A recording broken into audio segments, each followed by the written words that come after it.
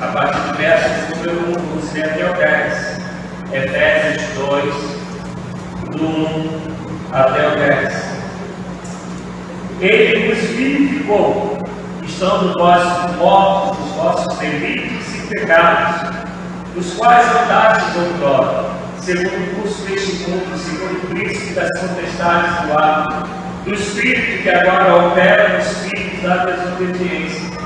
Entre eles, todos nós também antes andávamos nos desejos da nossa carne, fazendo a vontade da carne e dos pensamentos. E éramos por natureza filhos da ira, como também os demais. Mas Deus, que é riquíssimo em misericórdia, pelo seu muito amor, porque nos amou, estando nós ainda mortos em nossos delitos, nos vivificou juntamente com Cristo, pela graça sois salvos, e nos ressuscitou juntamente com Ele, e nos fez assentar nas regiões celestiais em Cristo Jesus, para mostrar nos séculos vindouros as abundantes riquezas da sua graça, pela sua benignidade para conosco em Cristo Jesus.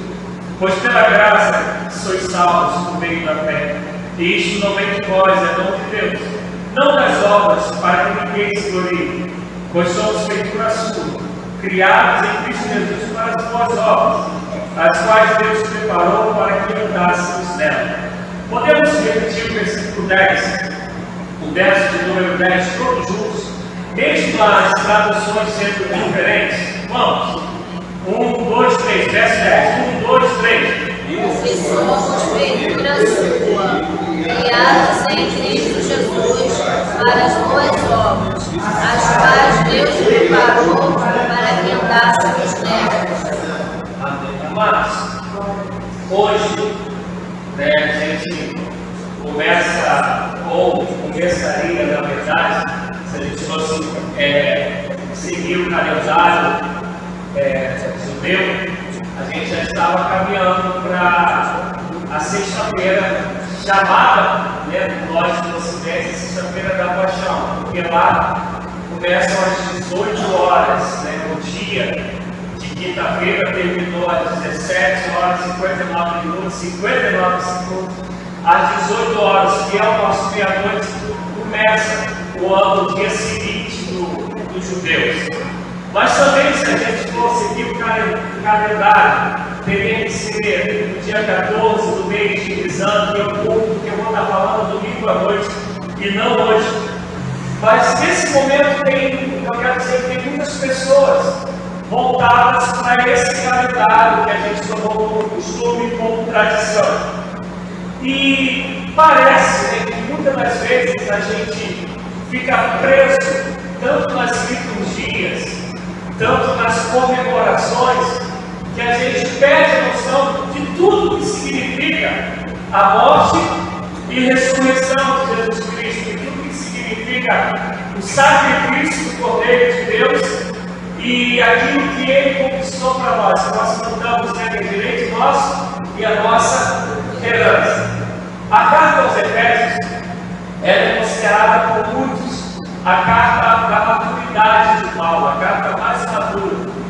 É a carta mais robusta, mais completa do que diz respeito à eclesiologia, aquilo que de fato é a igreja e como os cristãos que são igreja do Senhor devem viver.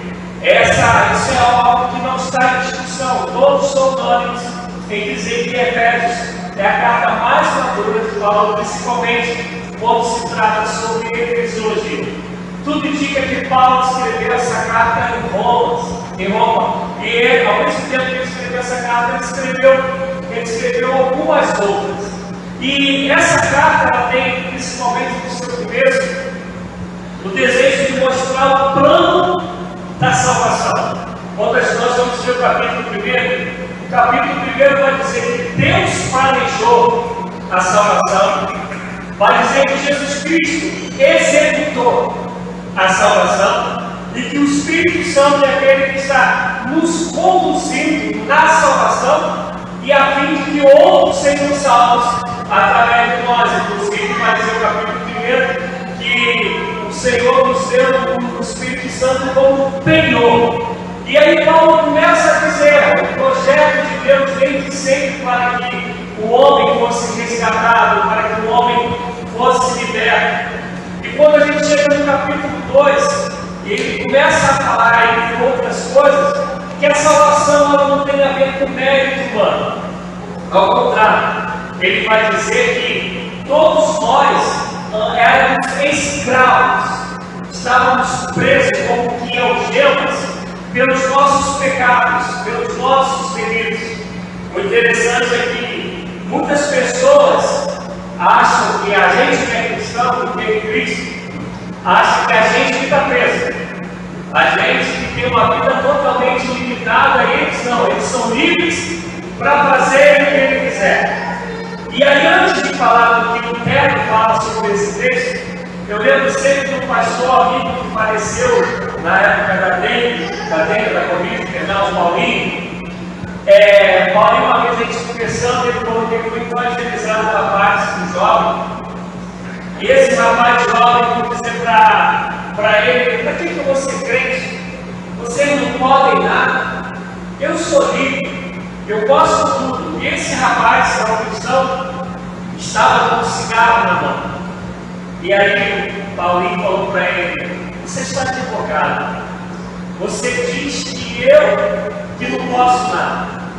E eu vou te mostrar que eu posso tudo. Você não pode tudo. E o rapaz ficou com ele: eu quero ver você a partir de hoje falar que não vai fumar e não fumar mais. Quero ver se você consegue fazer isso. E aí quando o rapaz começou a estudar, ele falou: eu não. Olha aí, falando, eu sou livre. Eu sou livre para fumar e para não fumar. Mas como eu me amo e amo o meu Senhor, eu prefiro não fumar. Eu sou livre para querer me prostituir ou não. Você não. Você tem um vazio dentro de você que pode te levar à prostituição, vai te levar às bebidas, vai te levar a tantas outras coisas, porque a tua liberdade que você diz, ela é a maior prisão que existe, porque Satanás ele vem. E aí agora estou eu falando, né? Satanás ele vem nos dizer, ou vai dizer para o mundo, que o homem é livre, mas na verdade o homem fica preso nas garras dele, nas vontades dele, preso de uma vida de pecado. Então Lutero, quando vai falar sobre o capítulo 2, principalmente versos 2 e 3, mas especificamente 3, Lutero ele chega a dizer que o ser humano ele é um cavalo. E aí é uma comparação que ele está fazendo, é claro. Ou a gente está montado e Satanás tem as regras, ou a gente está montado e o Espírito Santo tem a regra. Mas nunca a gente está em meio termo. Talvez vocês lembram de uma imagem que muitos cristãos antigos, né, Isabel, o Júlio não vão lembrar, mas os mais antigos devem lembrar, que é um quadro que tem um rapaz em frente ao quadro. E o quadro ele mostra dois caminhos, uma direita e uma esquerda, o caminho da salvação e o caminho da perdição. Esse quadro ele é o ensinamento menos bíblico ou mais antibíblico que existe, porque ele coloca o homem como se o homem não tivesse nenhum dos dois lados. Mas não é isso que Paulo fala. Paulo fala que se você não está em Cristo, você está vivendo nas garras de Satanás, sendo dominado por Satanás. E ele vai dizer que a gente estava preso nos nossos desejos, nos nossos delitos. E aflito, quando ele começa a dizer com ele o quão preso e perdido nós estávamos nas garras de Satanás, como a gente caminhava vivendo nesse mundo, direcionado já para o inferno, com Satanás nos dominando. Vai sair bem a posição mais versativa, né? Mas, e ele coloca um mais, aí no versículo 4, se não me engano, é o 4 que ele está falando assim, ó: mas Deus, que é riquíssimo em misericórdia, pelo seu único amor que nos amou, estando nós ainda mortos em nossos delitos, nos vive juntamente com Cristo Jesus. Ele está dizendo: vocês eram escravos, presos e estavam mortos. Eu gosto muito de filme de terror, nunca gostei. Mas quem já viu alguns filmes de terror, principalmente os mais antigos, a gente vai ver quando fala dos zumbis, né? Eles andam, têm aparência de vivo, falam como se vivos estivessem, mas eles estão, na verdade, mortos. E a gente, mal comparando assim, a gente tinha toda a aparência de quem está vivo, mas nós estávamos mortos e sem a consciência real, para muitos, de que estávamos mortos. Mas a Bíblia vai dizer, mas Deus, no seu muito amor, esse muito amor é muito parecido com João 3,16.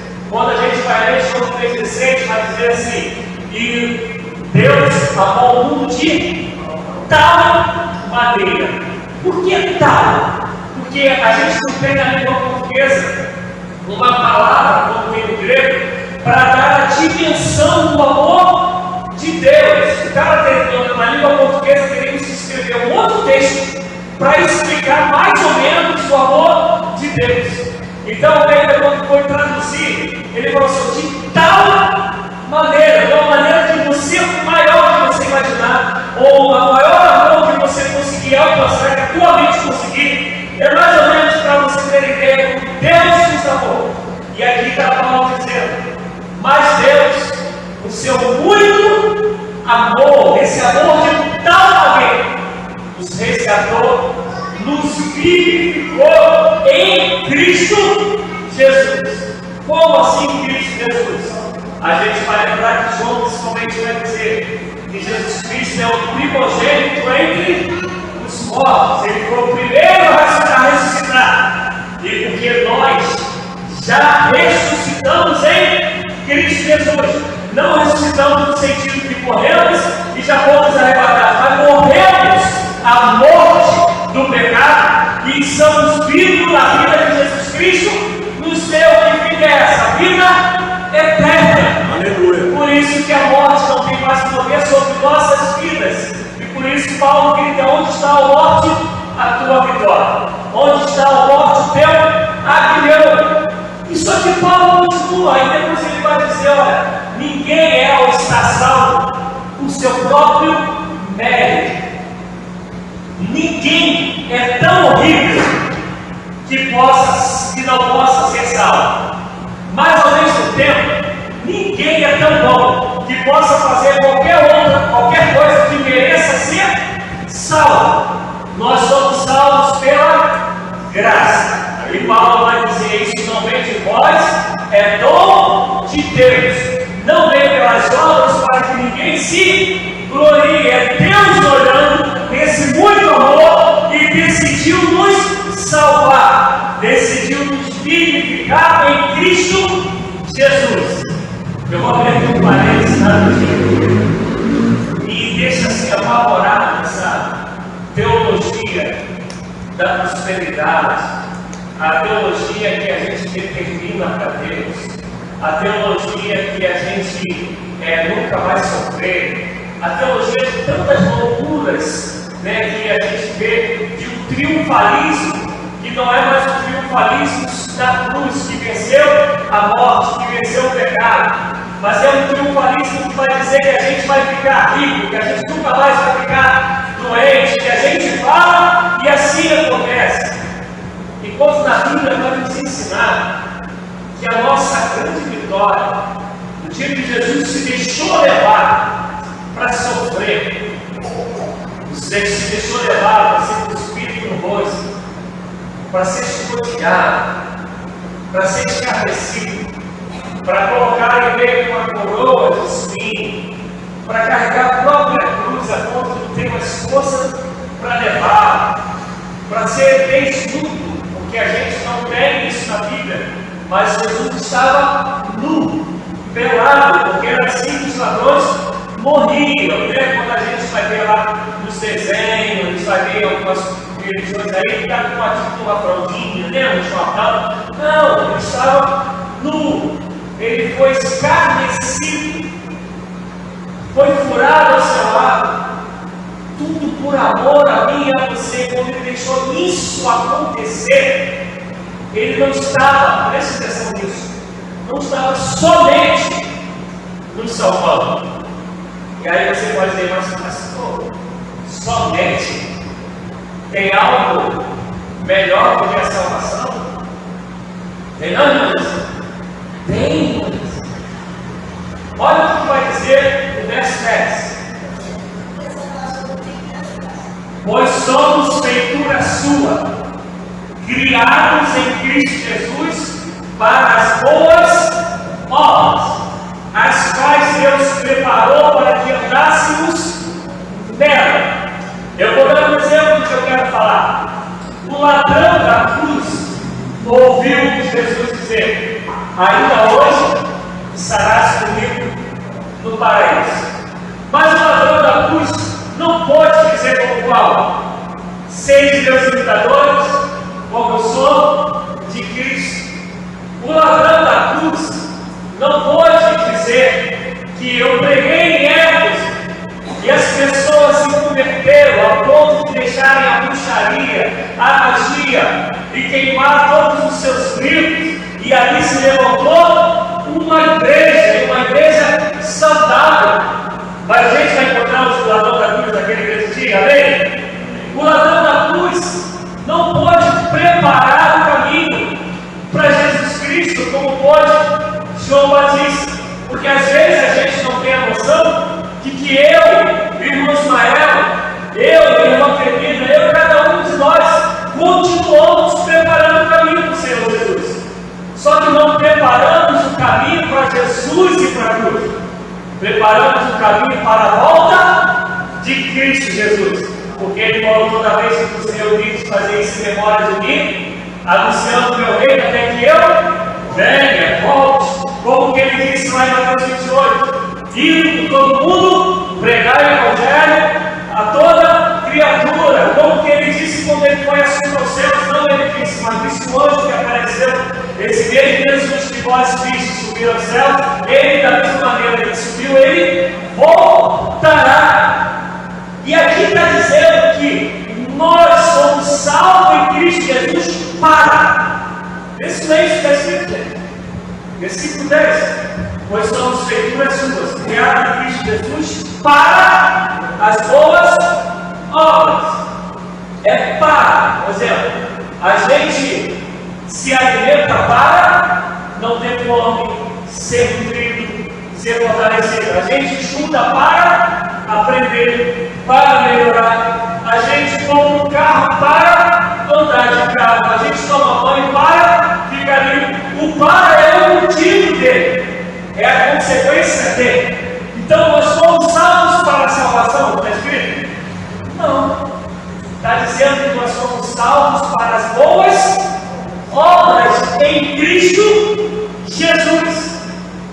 E aí, quando eu falei no começo da pregação, eu falei que essas datas a gente começa a celebrar a mensagem que de fato tem: morte, ressurreição, paixão de Cristo, dependendo da linha que siga, sábado de aleluia, como foi o domingo passado, o domingo de ramos. A gente segue essas coisas, mas a gente ainda não compreendeu a razão de tudo.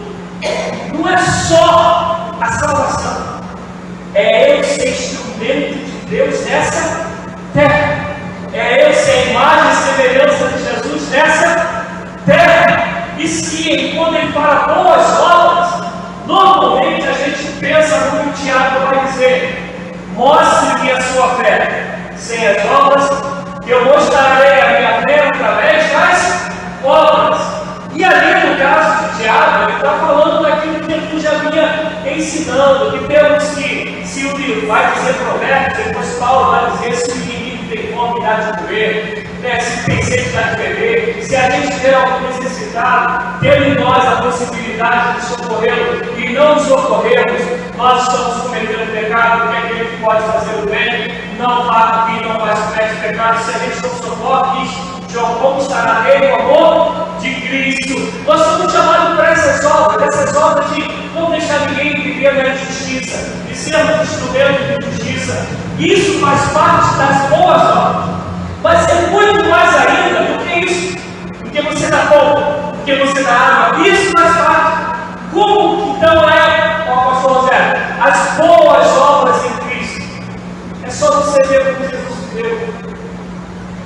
Jesus nunca fez acepção de pessoas. Jesus nunca perdeu a oportunidade de pregar o plano da salvação.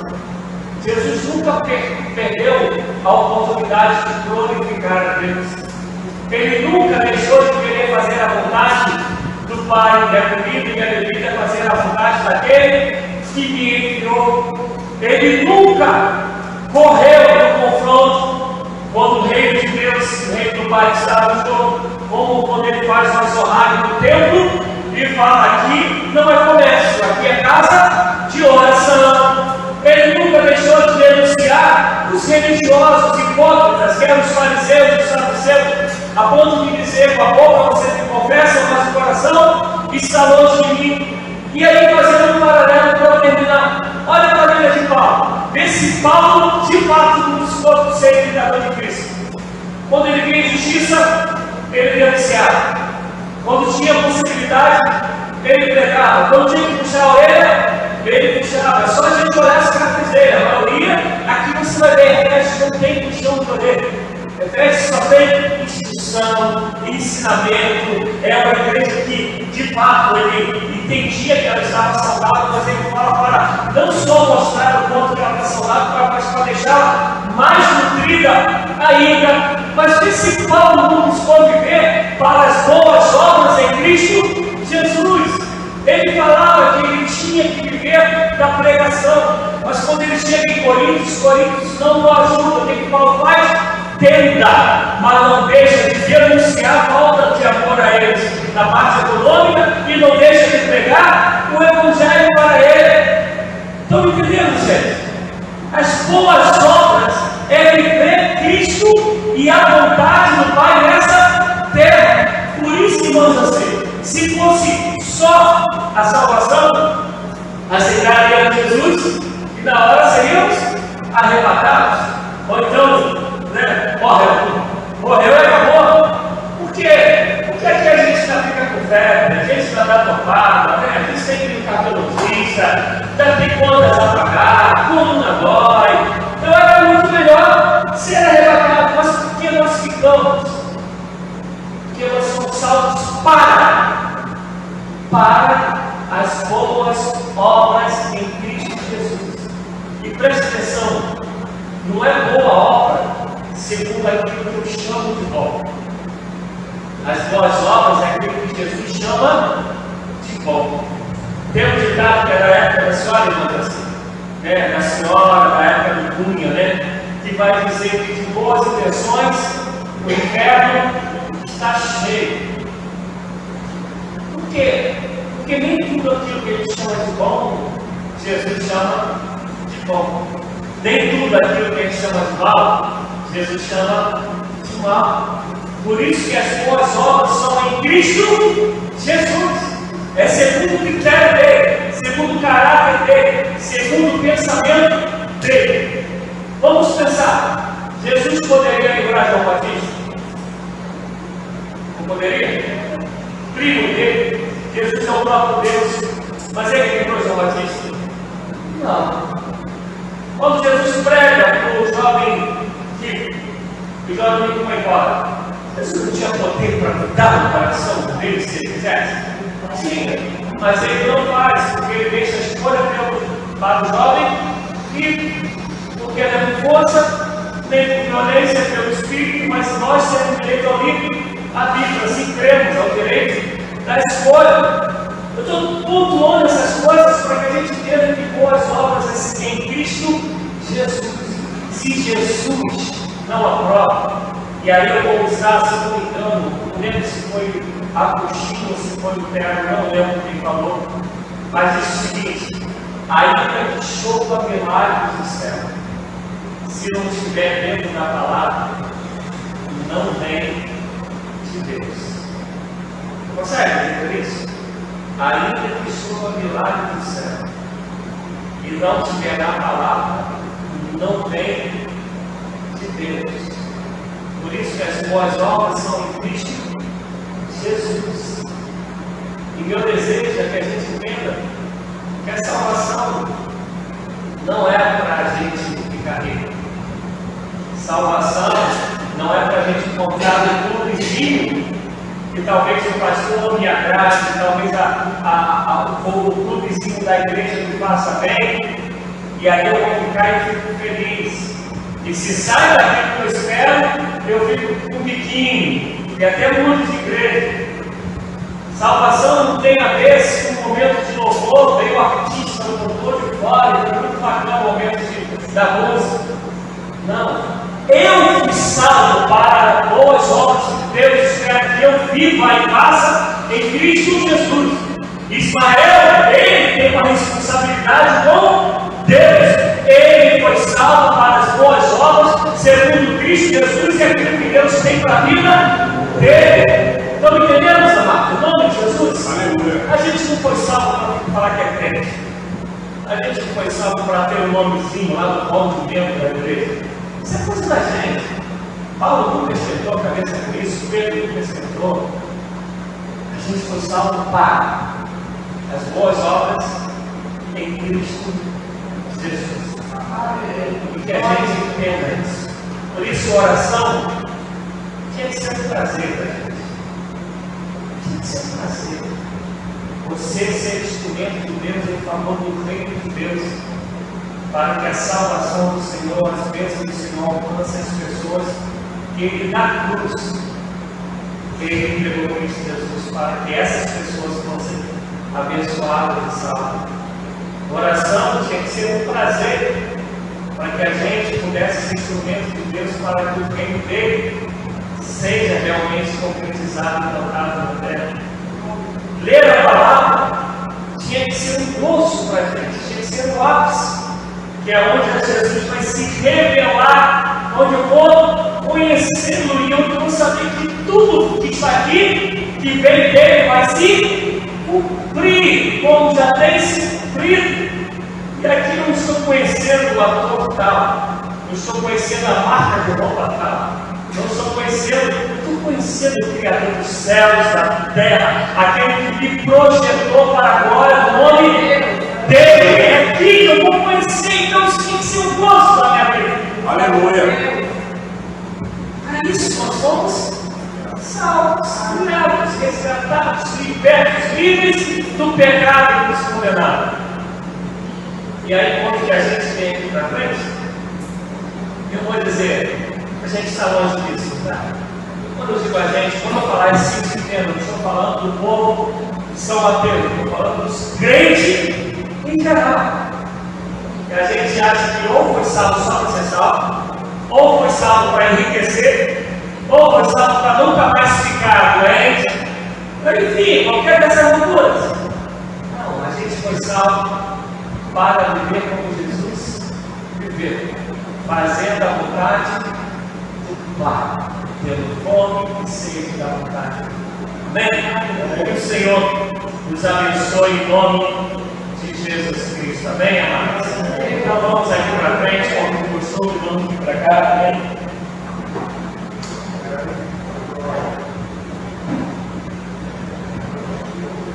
E aí eu vou parar a transmissão para a gente fazer a ordem aqui da oração.